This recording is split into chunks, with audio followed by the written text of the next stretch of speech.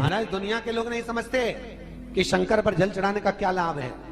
शिव महापुराण कहती है, अगर एक दिन शिव महापुराण की कथा कहती है, मंगलवार को अगर शिव जी के मंदिर में, शंकर के मंदिर में जाकर एक लोटा पानी चढ़ाया जाता है तो हमारे कार्य में उन्नति होती है। कोई व्यापार नहीं चलता हो, दिक्कत आ रही हो तो हनुमान जी के दूसरे नंबर का भाई गतिमान का स्मरण करो। हनुमान जी के उल्टे पांव का सिंदूर लाकर गतिमान का नाम लेकर स्वस्तिक बना दिया जाए व्यापार वाली जगह पर, तो व्यापार अच्छा चलने लगता है। महाराज कोई व्यक्ति पैसा खा गया, नहीं दे रहा, बहुत परेशान हो गए, मांग मांग कर दे गए, नहीं दे रहा, हाथ जोड़ लिया, पांव जोड़ लिया, सब कुछ कर लिया, नहीं दे रहा, तो हनुमान जी के तीसरे नंबर का भाई रतिमान, रतिमान, गतिमान रतिमान, रतिमान का नाम लीजिए।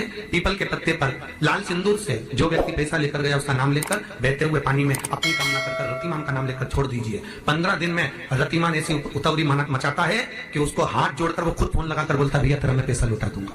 रतिमान का स्मरण किया जाता है। रतिमान ध्यान दीजिएगा, हनुमान का एक स्मरण, पंचमुखी हनुमान का एक भाव।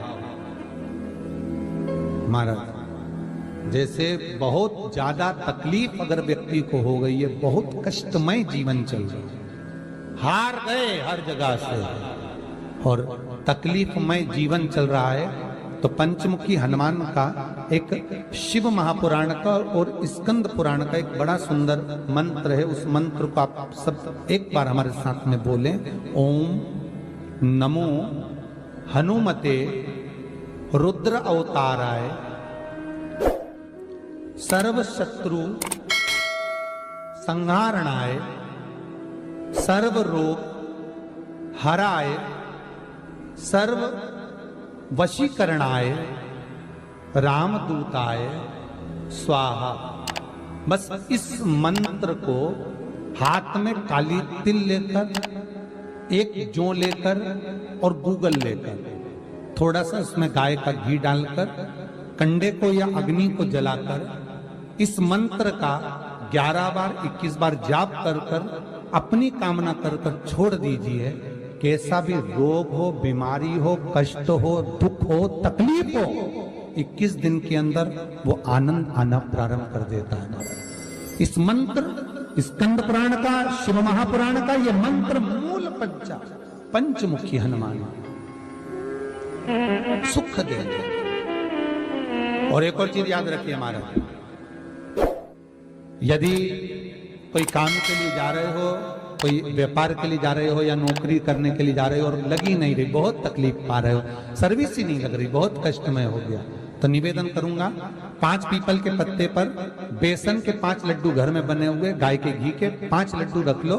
उस लड्डू के बीचों बीच एक आटे का दिया और उसमें तिल्ली का तेल डालकर इसी मंत्र का प्रयोग कर कर पंचमुखी हनुमान का किसी भी हनुमान के मंदिर में जाकर, दक्षिण मुखी हनुमान के मंदिर में जाकर उसको रख कर आ जाइए। इसके बाद आप उस काम के लिए जाइए, आपका काम सफल हो जाएगा। आपको किसी को नहीं कहना पड़ेगा कि हाथ जोड़ना नहीं पड़ेगा, किसी के पांव नहीं पड़ना पड़ेंगे, तुरंत काम होगा।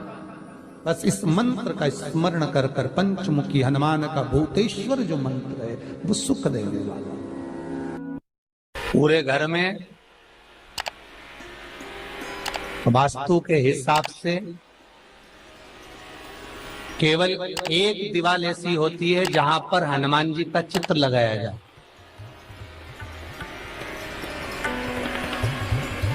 चाहे तुम पर्वत उठाने वाला चित्र लगाओ हनुमान जी का, चाहे बैठे हुए लगाओ, चाहे रामायण पढ़ने वाला लगाओ, चाहे लंका दहन करने वाला लगाओ, चाहे राम नाम जपने वाला लगाओ, चाहे लक्ष्मण को संजीवनी देने वाला लगाओ, चाहे मौन मुद्रा में लगा दो, चाहे स्तुति में लगा दो, चाहे भजन में लगा दो। हनुमान जी का कोई भी चित्र लगता है तो ना पूरब में लगेगा, ना पश्चिम में लगेगा, ना दक्षिण में लगेगा। हनुमान जी का अगर चित्र लगता है तो उत्तर की दीवार में दक्षिण को देखते हुए लगता है, केवल एक ही स्थान।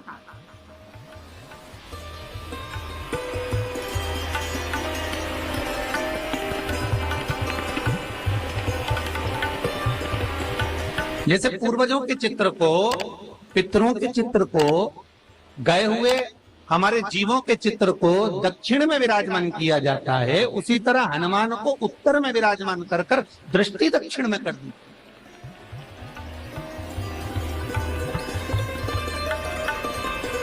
घर में हनुमान जी के जितने फोटो होते हैं उसको केवल दक्षिण दिशा में लगा, वो उत्तर दिशा में लगा बिठाते थे, और दक्षिण की ओर उनकी दृष्टि होना चाहिए, दक्षिण की ओर उनका मुख होना चाहिए। क्यों? महाराज, अगर व्यक्ति के जीवन में कोई बीमारी आने वाली है, व्यक्ति के जीवन में कोई रोग आने वाला है, व्यक्ति के जीवन में अगर कोई कष्ट आने वाला है, व्यक्ति के जीवन में अगर कोई परेशानी आने वाली है, व्यक्ति के जीवन में कोई एक्सीडेंट का योग भी बनने वाला है, तो शास्त्र कहता है वो दिशा दक्षिण से ही बनता है।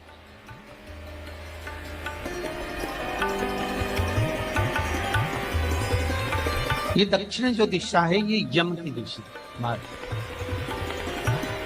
यहाँ संपूर्ण परिवार के साथ यमराज अपने आनंद में निवास करते।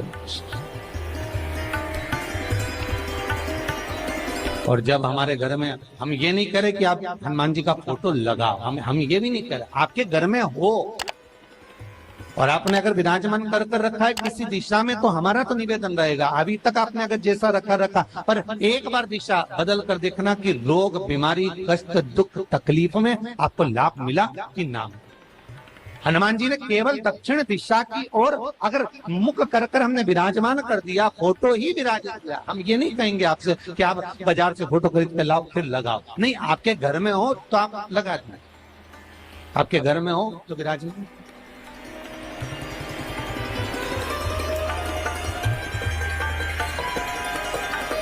अच्छा, कितनी विपरीतता है वो भी आप जरा जानिएगा महाराज, कि शंकर भगवान के ऊपर जो जल चढ़ाया जाता है उसकी जलाधारी उत्तर में जाता है महाराज। भगवान शिव का जो जल जा रहा है वो उत्तर की ओर जा रहा है, और हनुमान जी को उत्तर में विराजमान कर मुख दक्षिण की ओर कर दिया। क्यों? प्रबल दिशाओं में उत्तर और दक्षिण महाराज, ये जो दो दिशाएं, इनको साधने के लिए कोई देवता आगे नहीं। अगर इन दिशाओं को कोई साधने वाला है तो केवल एक देवाधिदेव महादेव ही हो सकता। काल का हरण करने वाला वो महान काल ही हो सकता। शंकर का ही एक अवतार है हनुमान जी महाराज, रुद्र अवतार महाराज।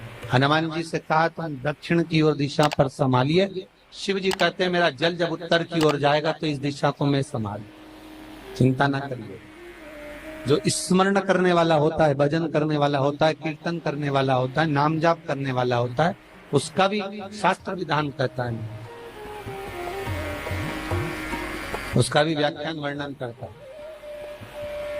कि जैसे एक दिशा के रूप में हनुमान जी महाराज को विराजमान कर दक्षिण की दिशा पर हम विजय पर, अर्थात रोग पर, बीमारी पर, कष्ट पर, तकलीफ पर हम विजय प्राप्त कर सकते। ऐसा नहीं कि ऐसा कोई रोग नहीं जिसकी दवा नहीं है, पर जब तक भगवान की कृपा नहीं होगी तब तक कोई औषधि मिल सकती नहीं, कुछ प्राप्त नहीं हो सकता।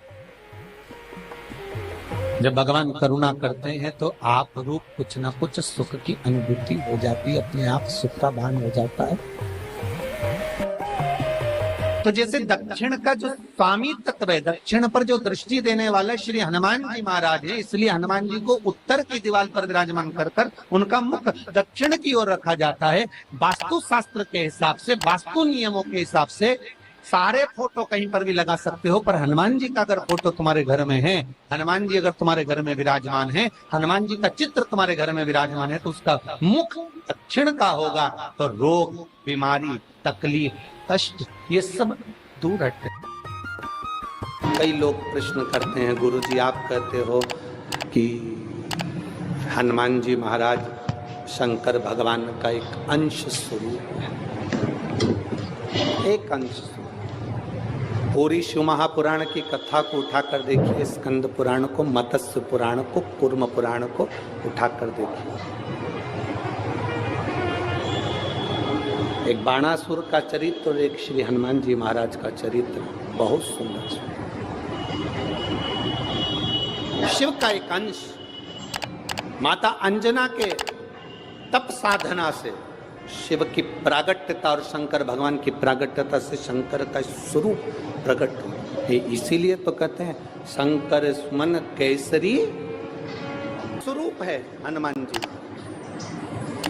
हम तो हमेशा कहते हैं अगर आप हनुमान जी का भी दर्शन कर रहे हैं तो ये अंदाजा लगा कर रखें कि आप शंकर का दर्शन कर रहे हैं। आप शंकर का दर्शन कर रहे हैं तो ये अंदाजा लगा कर रखें कि आप हनुमान जी का दर्शन कर रहे हैं। सब एक, कोई भेद नहीं, सब एक, कोई भेद नहीं। देवताओं, आप एक बेलपत्र,